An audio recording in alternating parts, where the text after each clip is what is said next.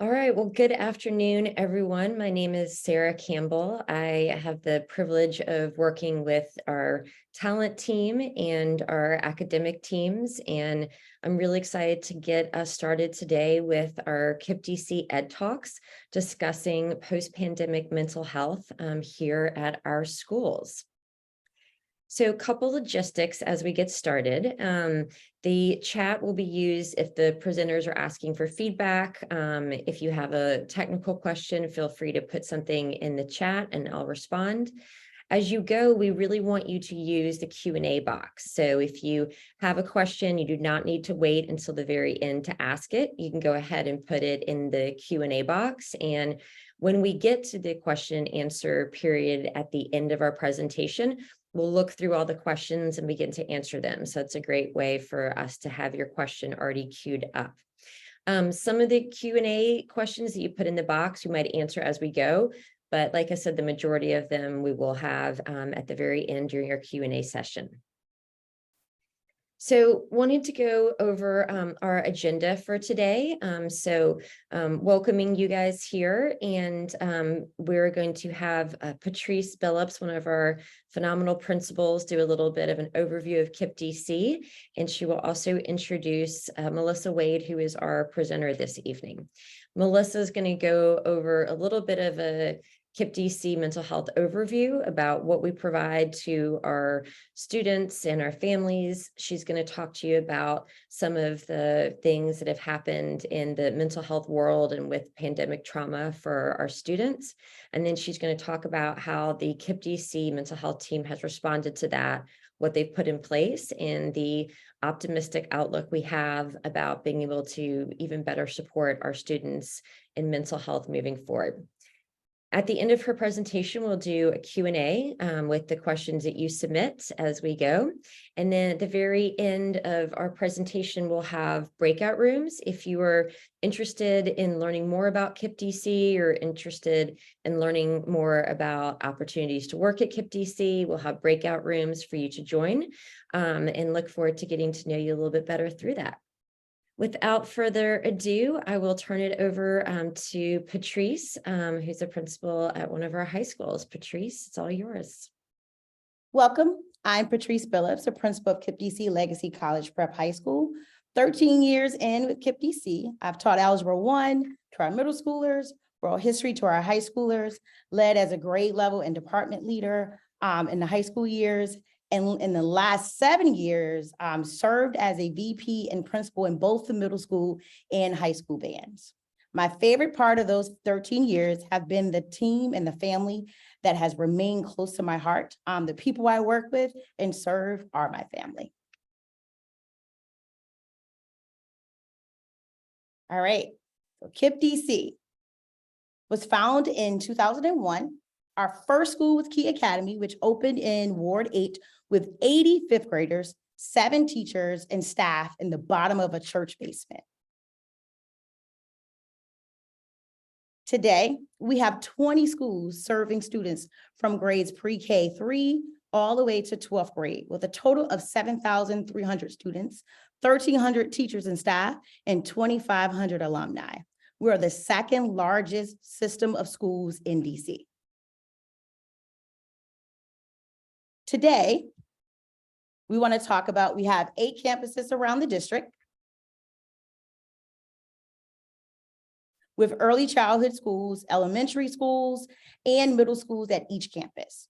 We also have 2 high schools that serve all of our campuses, a learning center that serves our highest need students in pre-K 4 through 8th grade, and a virtual learning program serving students in 2nd through 8th grade who want a more personalized and flexible learning option. Our mission, KIPP DC, at KIPP DC, our mission is, together with families and communities, we create joyful, academically excellent schools that prepare students with the skills and confidence to pursue the paths of their choice, college, career, and beyond, so they can lead fulfilling lives and build a more just world. As we reflect over the past 22 years and looked into the future, we've identified 5 priorities to ensure that we're giving students, families, and staff the best educational experience possible. They are enhance the student learning and experience with rigorous and joyful, relevant programs that prepares all students to a variety of pathways toward lives filled with opportunity. 2, amplify the voices of families and communities to advocate for all children in a more equitable District of Columbia. 3, identify and confront institutional racism to create a more diverse, equitable, and inclusive organization and public school system. 4, invest in our people as our greatest assets by finding, retaining, and developing exceptional and diverse talent to best support students, alumni, and schools. And then last, cultivate new ideas and innovate boldly to tackle complex issues affecting students' success in public education. I'm personally excited here today to introduce our presenter because our mental health work really has opened up our priorities for 2025. After the pandemic, I watched our organization increase resources for staff and families. Months before walking into the pandemic in 2020, my campus experienced a tragedy that would change our lives forever. Our mental health department was the first to show up. The leader that I'm introducing tonight or this evening continues to lead at KIPP DC by prioritizing mental health on all of our campuses for all of our families and staff. So let's welcome Ms. Melissa Wade, our Managing Director of Mental Health. She sits on the instructional leadership team. She sits on our student support leadership team. She is walking into or leading into her year 9 at KIPP DC. She started this journey at KCP, our first high school, as Dean of Students of the 9th and 10th grades. She is a DMV native, however, dedicated 11 years of her educational experience in Chicago. She enjoys volleyball, baking, and true crime documentaries. All right, let's welcome Miss Melissa Wade. All right, thank you so much, Patrice. Very happy to be here. Very happy to dive deep in some of these topics that we always, we not always are able to dive into. What I'm going to do for you today, I'm going to definitely start with just a brief overview just about our mental health department, then move into a very specific area of our work that has been a big impact since remote learning. So just like KIPP DC has their larger mission, our mental health team, we have our own mission within the network. The KIPP DC mental health team drives the social, emotional, and behavioral well-being of students and families through a responsive continuum of services to ensure access to academic instruction and growth. Pretty long sentence, but what it boils down to is that we do whatever we can socially and emotionally for students to be able to access rigorous learning in the classroom, right? That's our bread and butter, bare bones mission for what we want to do for students in our network. It never changes.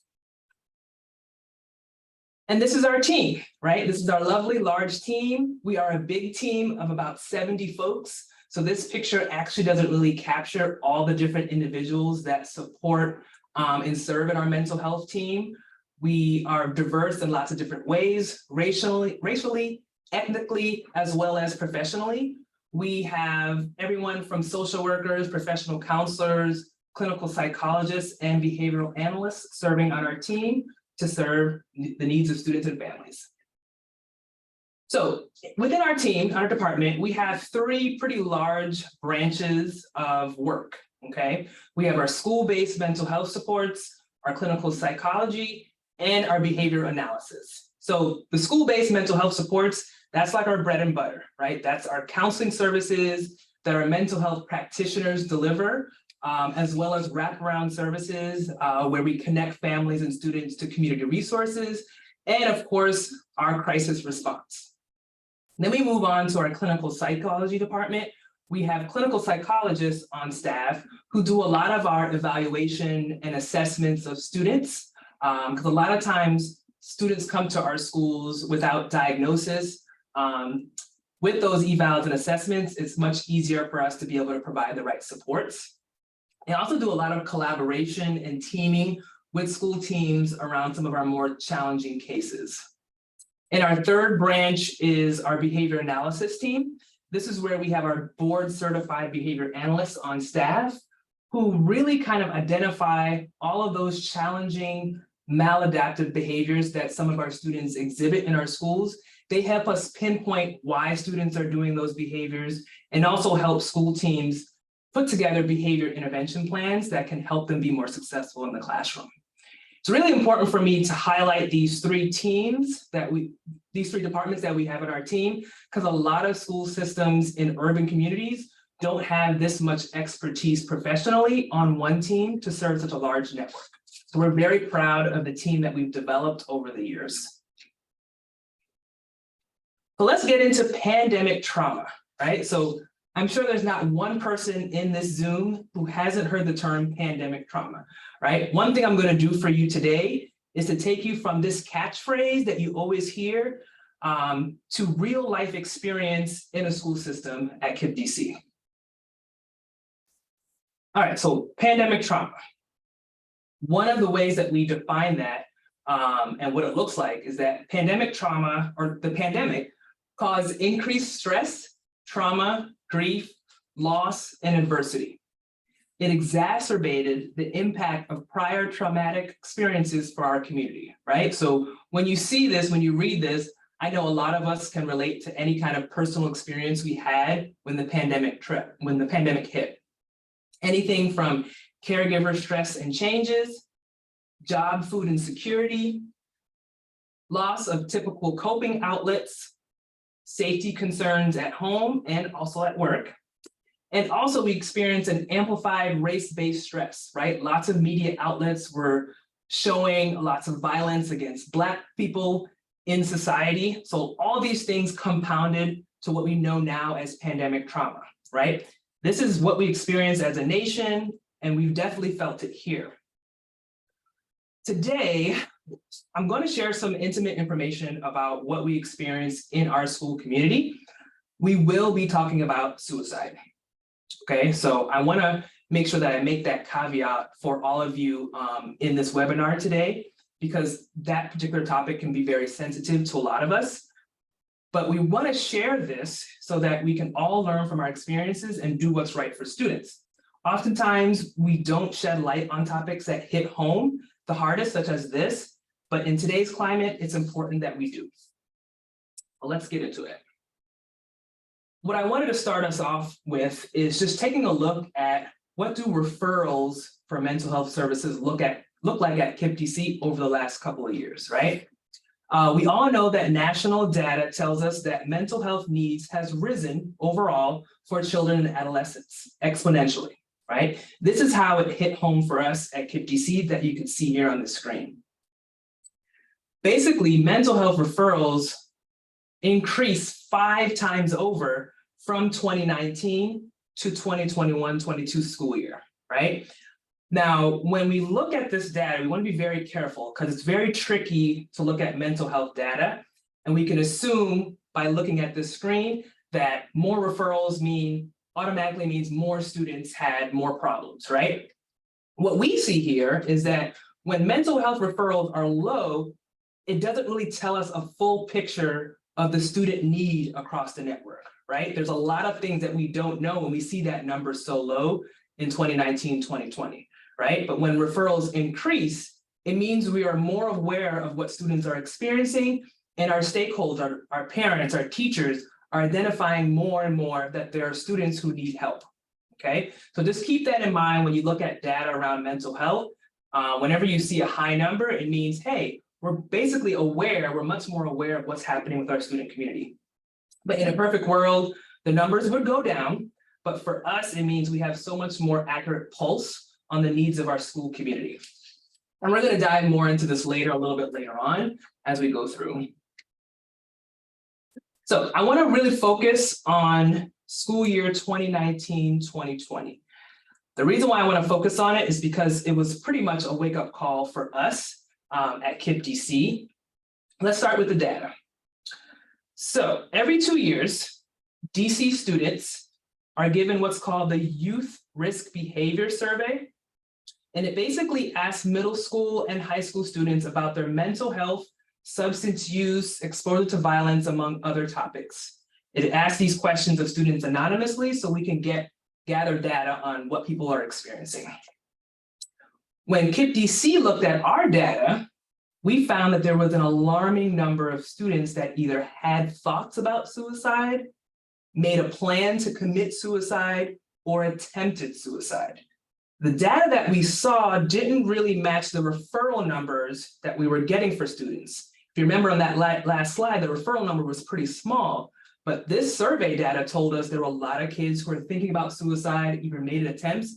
So we were pretty baffled as to what was actually happening in our school system based on these results, right? Then what happened in 2019, in September 2019, one of our 8th grade students committed suicide. It was our first student suicide. It was a complete shock to our school community. As Patrice mentioned earlier, we had to really put our arms around that community because it was happening at the very beginning of the school year, and we needed to provide a lot of support for a lot of our stakeholders. And so we did that. We put a lot of resources into that community. And just when we were pouring all that we had into that particular middle school, a 3rd grade student also committed suicide in March 2020.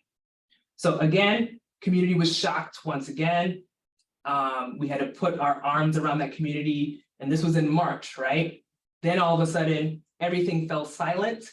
We went into lockdown, right? So just imagine experiencing a lot of tragedy and loss, needing and wanting spaces to process alongside peers, and then all of a sudden being forced to isolate and grieve alone. It was a pretty jarring experience for everyone in our school community. So going a little bit more into that data that we saw from 2019, this is from the YRBS survey. So what we can see here, remember, only middle school and high school students were given the survey. And so we had to take a deeper look at what was going on. What we can see here is that a little bit over 30% of our middle school students reported suicidal ideation. And when I say suicidal ideation, they're having thoughts about suicide. They're having thoughts about killing themselves or hurting themselves, right? And then also about a little bit over 20% of middle school students reported making a plan to actually commit suicide. This is a really big number that startled us. In comparison, in our high schools, students actually attempted more often than the middle school students. And when they did attempt, those attempts resulted in some kind of injury, some kind of self-harm that required them to get some kind of medical attention, right? So you can imagine if you're at a school system, seeing this data, but not really seeing the referrals that match it, we wanted to take action, right? But again, the pandemic hit, so we're kind of stuck in a weird place, right? So we're going to move on to school year 2020-21. We're going into that school year. We're in the thick of remote learning, right? Everyone's on Zoom. Everyone's learning math, English, writing through a computer screen. And so we realized we needed to rethink how we identify students in need of mental health support, right? But at the same time, we were experiencing those challenges of, wanting to have face-to-face time with students, but doing it in a virtual setting is not really how a lot of us mental health professionals are used to providing support. So one of the things that we did do was we revised our suicide protocol, right? If that's what the data told us at the beginning of the school year, going into the pandemic, we had to figure out how are we going to respond to any kind of suicidal ideation that came across our professionals during remote learning. The other thing that we did was we had to adopt some sort of suicide prevention program. And what we did was we went ahead and agreed to use what we called signs of suicide, or better known as SOS, right? It's basically a curriculum that teaches students, staff, and parents the warning signs for suicide and depression, how to find that in yourselves, how to look for it in your peers and your classmates, giving them coping strategies for dealing with some of these feelings. One of the number one things from the program was also identifying trusted adults that students can talk to. And one of the important components was being able to train parents and staff on the same curriculum that students were receiving in the classroom. So we went ahead and we trained all of our mental health practitioners to administer the SOS curriculum in schools. And we went ahead and piloted the curriculum to one middle school and one high school in this school year, just to kind of see how it went virtually. All right, so that was 2020, 2021. Then we came back to in-person learning, right? We had a full year of remote learning through Zoom. Then we came back to in-person. Let's just say it was rough. I'm sure everybody in this Zoom remembers that first year coming back from the pandemic. It was a lot, right? Students were chronically absent. COVID was still impacting whole classrooms of students and staff. And then students of all ages basically didn't know how to do school. You know what? Adults didn't know how to do school. I didn't know how to do school, right? Emotional dysregulation was common for the entire school community, right? So just imagine in that climate, we're coming back. This is where we saw an all-time high for referrals, right? So everyone's having different time emotions and feelings, but what we did see with that increase is that people were much more acutely aware of, hey, this person needs help. Let me refer them to an MHP. Let me refer them to our clinical psychologist. Let me refer them to our partner organization, right? So people were much more acutely aware of what to look for during this time coming back from remote learning. Also, because of how the pandemic started, right? With the 2 suicides and that alarming data that we experienced, we wanted to make sure we were as proactive as possible going back in-person classes by implementing suicide prevention programming, right? So we received some pretty good results when we did the pilot program at that middle school and high school the year before. So we decided to go ahead and introduce SOS to all of our middle schools and high schools that first year. Well, let's take a little look at what happened, right? So going back to that KIPP campus I told you about that was impacted by 2 student suicides prior to the pandemic, let's look at that particular middle school, right? And how they responded to SOS programming. When we looked at their specific YRBS data, about 30% of students showed that they thought about suicide in the past, right? When we administered SOS, we started giving students tools on how to talk about depression and how to identify these signs in themselves and others. We did data again, and it showed that only 7% of students across grade levels at this school reported having suicidal ideation. So there's a pretty big drop in suicidal ideation for this particular middle school, which was a huge win for us all. And when we're thinking about the actual direct impact this had on students, we were able to get some thoughts for one of their 7th graders. One of them said, I thought it was a good program for students who have depression and may be thinking of suicide. I feel confident in knowing what to do. One thing I learned was that sometimes people with depression feel like they can't confide in others because they don't want to bring attention to themselves. But I've learned it's the best thing to do so that adults can help them before it gets worse, right? So one of the most important things that we want them to feel is confident, right? Knowing how to respond, knowing that there are adults in the building that care about them and that can respond when they need to, okay? So that was a very important win for us. Now, that was middle school, that was high school, right?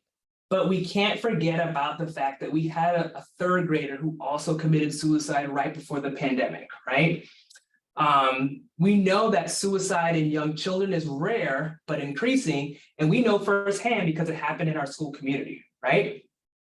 We know thoughts of suicide doesn't just magically start in 7th grade. We know that it starts earlier. There's not a lot of data nationally that focuses on what suicidal ideation and all that data looks like for younger kids, but we have found that in the US, 1 young child every 5 days dies by suicide.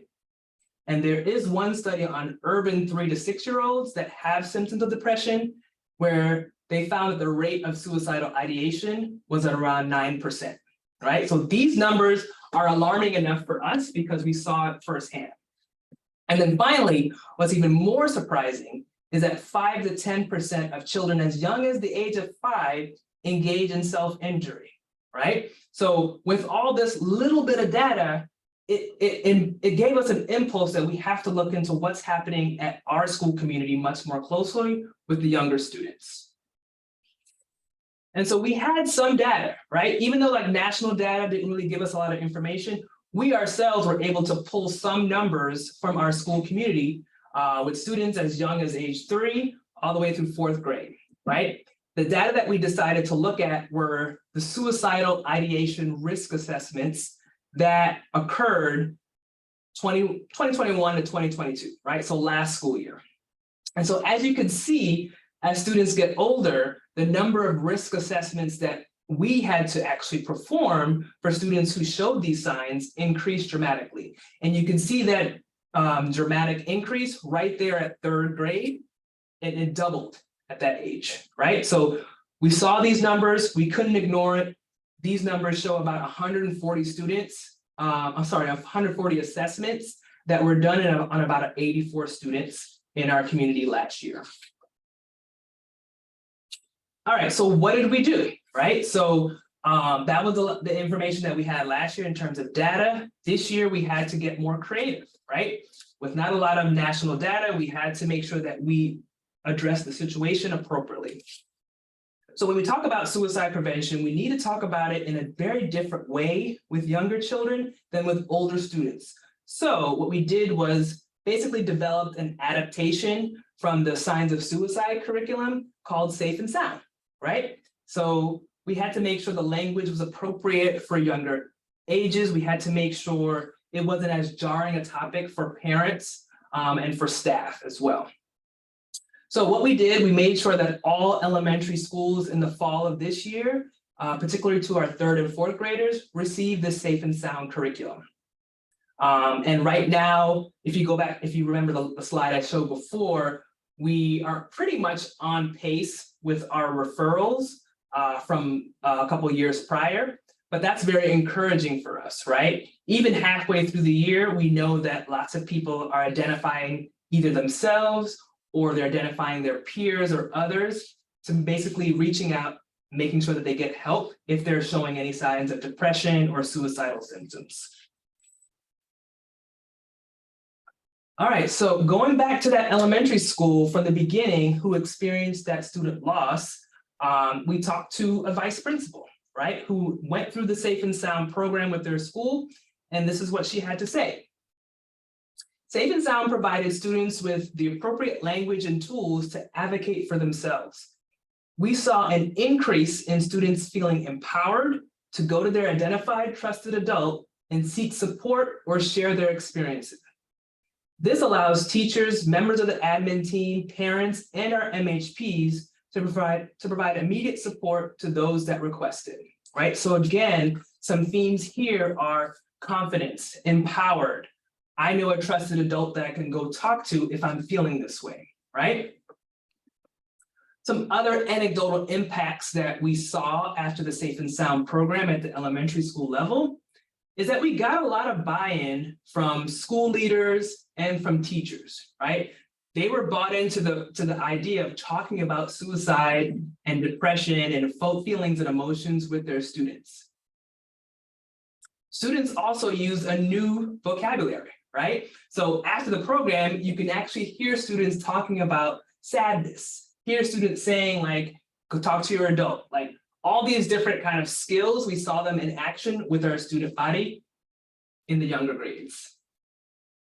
And also students referring their friends for help, right? So when we looked at the data after doing Safe and Sound, the biggest numbers that we saw were referrals for peers by their students, right? Hey, this student is experiencing bullying. I saw this happen online. I think you need to talk to them, right? So students were very empowered to say like, hey, this is not right. What's happening to my classmate? I think you should talk to them. Or I think you should investigate. We were very elated with some of these results, particularly when parents also felt more empowered to communicate with their staff, with their teachers about their own students' needs, right? So awareness brings lots more activity, sheds a lot more light on topics that otherwise people probably wouldn't want to talk about, okay? So in thinking back on our whole experience and how we chose to respond to both the data and what was happening before our eyes, we could say that we've made an impact on students' mental health, right? We increased the detection of depressive symptoms in students, right? So remember, like I said before, when referral numbers go higher, that to us means, hey, we're actually identifying students that actually need help much more frequently. We increased services for students who are experiencing high suicidal risk. We were able to highlight the need for suicide awareness at the elementary level, which is not something that's very common. And we were able to educate staff and families on vital warning signs for suicide. And then we want to look towards the future, right? With all these positive results, we still have some more work to do, right? We're not done yet. In the future, we really hope to increase opportunities for family engagement around mental health topics. We want to increase universal social emotional learning for all students. And we want to embed trauma-informed teaching practices in every classroom, right? So basically, these are things where we want to engage all stakeholders. We want families to be engaged in lots of different topics around mental health. We want students to receive a lot more in social emotional learning, not just suicide prevention. And we really want teachers to feel empowered to use a trauma-informed lens when they're teaching their students in their classroom, right? So hopefully you've learned a lot in this program, and hopefully all you guys can join us in the journey to help make some of these future efforts happen. And I appreciate talking about everything. Melissa, thank you so much. Making sure that our kids are safe is one of the biggest promises we make to our families, and it's just so exciting to see the work you and your team have done. Thank you for sharing everything you guys have learned with us today. We've had a number of great questions come up, so I'm going to sort of start giving them to Melissa. So what advice would you give educators or mental health professionals about suicide prevention with elementary students? Because it is very different, as you mentioned, from middle school and high school. Yeah, I would say don't ignore it. Don't be afraid of it. Don't let fear get in the way of you talking about it at your school. Like I said before, I think the things that go unsaid continue to be scary until we actually kind of dive in. And you'd be very surprised at how many parents, students, staff members really dive into the topic, because ultimately everyone wants to help and we don't want any students to kind of go unheard. So don't be afraid of the taboo topics. I would say just dive in to try and figure it out. Thank you. Yeah.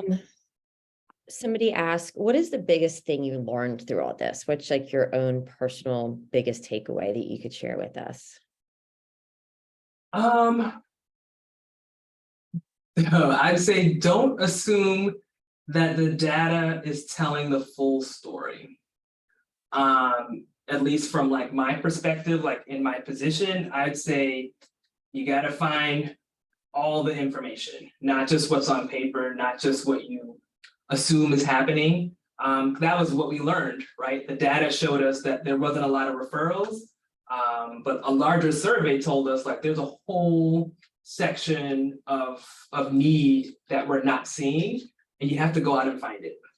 So that's definitely the lesson that I learned, is that you have to continue to find out this information. I have to continue to have difficult conversations and expose people and have them be aware of some of these topics. Great. One of our participants asked this question. What would you attribute to the success of the implementation of these programs? And so, you know, were there things that you would advise us as sort of listeners to think about when implementing a program across elementary, middle, and high school? Yeah, one of the things that SOS and Safe and Sound had as part of their component of the program was a parent piece and a staff training piece. So one of the things that we had to make sure that we did was get buy-in from both of those groups, from staff and from parents, right? Before we sit in front of a group of students and give a curriculum, the staff has to understand the why and the what, as well as the parents as well. So we did that first before we even set foot into any of the classrooms. So that would be my recommendation, is to get buy-in, really explain the why behind why you want to do it. And we presented some of the same data, right? A lot of times when you're presenting in front of school leaders or presenting in front of staff, they can't really ignore the data of what's happening in their school. They can't really say like, no, we don't want to do it, once they know exactly what's going on. So I would definitely start with buy-in and start with any kind of data that you might have on hand. That's awesome. We have a couple more questions in the chat. Some of them are a little bit more specific about different programs. And so if you'd like to jump into if you would like to stay on to have those specific questions answered, we can do that. Otherwise, I'm going to sort of shift us. Melissa, thank you again. This was super informative. I appreciate it. If you want to stick around for a couple minutes to answer some questions. Sure. But also what we're going to do right now is I'm going to provide people the opportunity that if you were interested into going to a breakout room, we have members of our talent team who are standing by if you want to talk to them about potential opportunities at KIPP DC now or in the future. So our capital teaching residents are folks that are new to teaching, and they spend a year in an intensive residency program. If you want to talk to anybody about general teacher openings, if you want to talk about related service providers. So I know many of you on the call today are mental health professionals and counselors. We're always looking for talented professionals to join our awesome team to support our kiddos. And if you're somebody who might be interested in a non-instructional role, we have Alana there to speak to you as well. So if you want to hop off and join these other breakout rooms, they are a different Zoom, so you'll have to click off of this one and click on that one. And if you'd like to stick around to